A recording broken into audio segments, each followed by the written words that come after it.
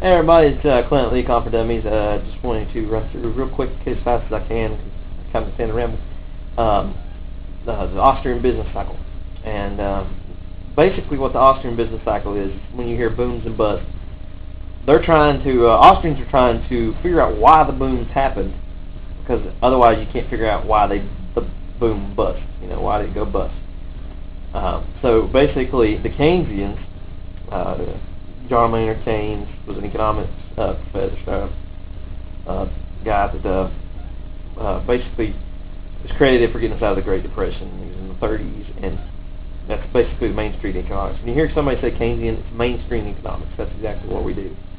Basically, the whole idea by Keynesians is they see a boom, they see a bust, they label the boom and the bust, but then they don't try to figure out what caused the booms, so they can try to fix and not have the same mistakes.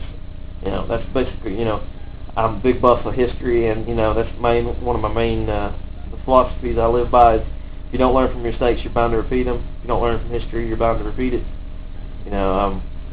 Basically that's Keynesians in a nutshell. They don't learn from history. They don't learn from their mistakes. They just move on, and try to fix it. And when they try to fix it the same way they got in a mess, by inflating the money and spending more money. So basically, the Austrian Business Cycle looks at all the booms and busts, and while Keynesians and that mainstream economics will look at it and say they're each one different because it's a different commodity or different business that goes boom and then bust every time. It's a different one, but basically it's the same problem all throughout history. If you look back, even in the 19th century, all the booms and busts were because of inflationary procedures, inflationary policies. In the 19th century, it was by banks. Individual banks would inflate the currencies in their local markets and cause, busts. But usually it didn't affect the entire economy. It was usually a localized event.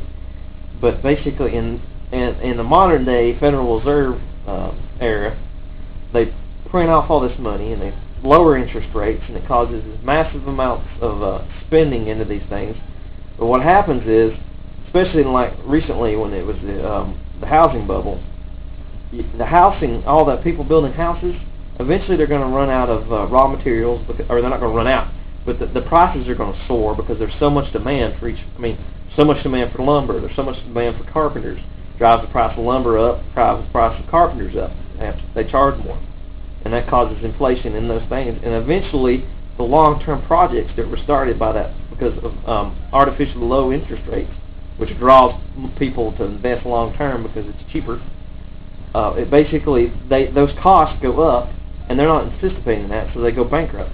And they might be able to cover it up to a certain point, but eventually it's going to get to a point where the long-term investment projects that are high money are going to go bankrupt because these inputs are going up. And when it happens, one place, it's a vicious cycle, and it just cycles through the economy and just destroys everything that's in that sector. And that's basically what happened in the housing market. It's common sense if you think about it, but I don't know why anybody can't see this.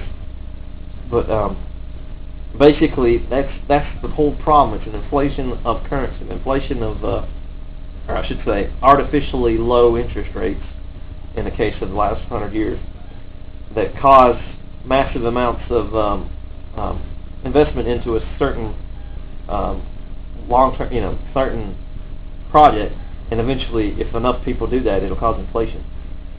But that's the whole problem with the Keynesian approach, and it happens over and over and over again now. And it really started happening bad in the 70s after we went off the gold standard, because we had lost any connection whatsoever to gold, and then it just was, to the races with the Federal Reserve printing out money. And that's what caused the gas crash in the 70s, because of the inflation in the gas prices. Eventually, it causes a disruption in the market, and if people don't, and they wonder why stagflation happens. This is just, if you look at it from an Austrian perspective, it's like it all makes sense. No wonder we have all these problems. It's an easy situation to fix. Take the Federal Reserve out of the equation. Go back to gold and silver, like I said in my last video. But they don't ever do that, so we're stuck with this kind of system. So basically, the Austrians realized that inflation is almost always the cause for booms, and then the boom is the cause of the bust. So if you don't realize that you're inflating, you can't fix your problem. If you don't realize inflation is the problem, you can't fix it because you'll never change your ways. So that's Clint with Econ for Dummies and a quick definition of Austrian Business Cycle. Thanks.